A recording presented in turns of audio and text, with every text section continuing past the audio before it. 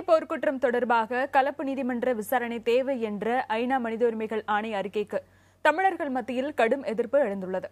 இதை வலியுறுத்தி ஐநா மனித உரிமைகள் ஆணைய கூட்டம் நடைபெறும் ஜெனீவா நகரில் புலம்பெயர் தமிழர்கள் நாளை பிரம்மாண்ட பேரணி ஒன்றை நடத்துகின்றனர்.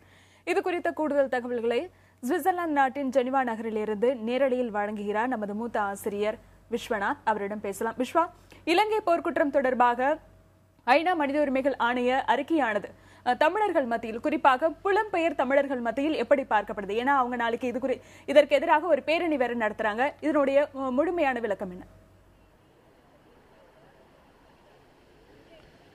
ஆர்விச்சரண்யா, இலங்கை விவகாரத்தை பொறுத்தவரை இறுதிப் போரின் போது போர்க்குற்றங்கள் நடைபெற்றதாகவும் அதே போல இன அழிப்பு நடைபெற்றதாகவும் தொடர்ந்து தமிழர்கள் தரப்பில் குற்றச்சாட்டுகள் சுமத்தப்பட்டுக் கொண்டே வந்தன. அதற்கு ஏற்றாற் போல ஐநா மனித உரிமைகள் ஆணையம் கடந்த 14ஆம் தேதி ஜெனீவா மாநகரில் கூடியது. நான் நிற்கும் இடத்திற்கு பின்னால் இருக்கக்கூடிய ஜெனீவா கட்டிடத்தில் தான் இந்த மாநாடு கடந்த 14ஆம் தேதி தொடங்கி நடைபெற்றுக் கொண்டிருக்கிறது. அடுத்த மாதம் 2ஆம் தேதி வரை நடைபெறக்கூடிய இந்த மனித உரிமைகள் ஆணைய அமர்வில் கடந்த வாரம் ஐக்கிய நாடுகள் மனித உரிமைகள் ஆணையத்தினுடைய ஆணையாளர் ஜீத் அல் ஹுசேன் ஒரு இலங்கையினுடைய விரிவான அறிக்கையை சமர்ப்பித்தார். அதில் போர்க்குற்றம் நடைபெற்றதற்கான பல ஆதாரங்கள் இருப்பதாகவும் முறையாக நீதி விசாரணை மேற்கொள்ளப்பட்டால் போர்க்குற்றம் நிரூபிக்கப்படும் என்றும் அவர் குறிப்பிட்டிருந்தார். மேலும் கலப்பு நீதிமன்றம், அதாவது இலங்கை மற்றும் சர்வதேச நீதிபதிகள் அடங்கிய ஒரு கலப்பு நீதிமன்றம், ஹைபிரிட் கோர்ட் அமைக்கப்பட்டு இந்த விசாரணை மேற்கொள்ளப்பட வேண்டும் என்று தெரிவித்திருந்தார். ஆனாலும் கூட இதற்கு முன்பாகவே இலங்கையின் வடக்கு மாகாணத்தை பொறுத்தவரையில் சர்வதேச சுயாதீன விசாரணை, அதாவது சுதந்திரமான சர்வதேச விசாரணை வேண்டும். அப்பொழுது மட்டும்தான் இலங்கையில் நடைபெற்ற போர்க்குற்றங்கள் மற்றும் இன அழிப்பு தொடர்பான முறையான விசாரணைகள் மேற்கொள்ளப்பட்டு முறையாக தண்டிக்கப்பட்டு ஈழத்தமிழர்களுக்கு ஒரு நிரந்தரமான தீர்வு கிடைக்கும் என்று கூறப்பட்டிருந்தது.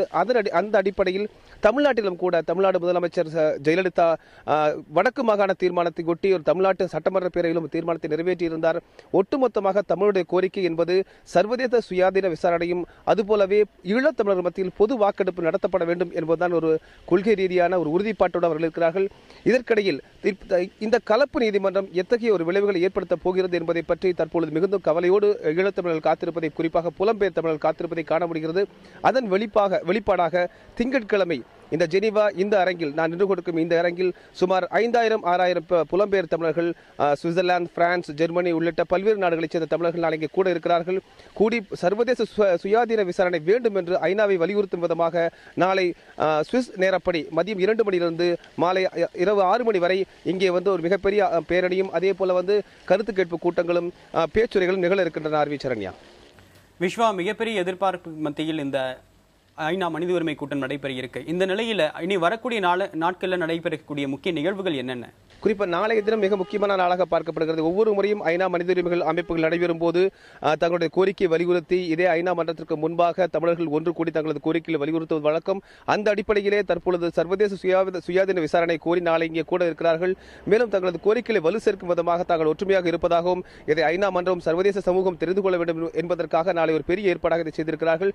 இதற்கு பிறகு ஏற்கனவே அமெரிக்கா அறிவித்தபடி சர்வதேச சுயாதீன விசாரணை என்ற தமிழர்கள் ஒருவரும் கோரப்பட்டுக் கொண்டிருந்தாலும் அமெரிக்கா கடந்த 2012ஆம் ஆண்டு இதே ஐநா மன்றத்தில் ஒரு சுயாதீன விசாரணை வேண்டும் என்ற ஒரு உணர்வோடு அமெரிக்கா ஒரு தீர்மானத்தை முன்வைத்திருந்தது.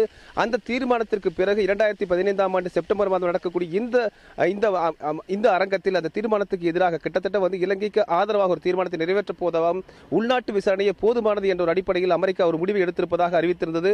அந்த அடிப்படையில் அமெரிக்கா தனது தீர்மானத்தை வரும் 24ஆம் தேதி இதே ஐநா மன்றத்தில் தாக்கல் செய்யப்படலாம் என்று எதிர்பார்க்கப்படுகிறது. அதற்கு பிறகு இந்த மாத கடந்த 30ஆம் தேதி இந்த தீர்மானத்தின் மீது விவாதமும் அதே போல ஐநா ஆணையிலிருந்து அறிக்கை பற்றி விவாதம் நடைபெறும். அதற்கு பிறகு இந்த தீர்மானத்தின் மீதான வாக்கெடுப்பு நடைபெறும் என்று அறிவிக்கப்பட்டுள்ளது. தேவப்பிரியன். விஸ்வா, இலங்கை போர்க்குற்றம் தொடர்பாக ஐநா மனித உரிமைகள் ஆணைய அறிக்கைக்கு எதிராக புலம்பெயர் தமிழர்கள் நாளை பிரம்மாண்ட பேரணி நடத்தவிருக்கின்றனர். இது குறித்த உங்களுடைய கூடுதல் தகவல்களுக்கு நன்றி.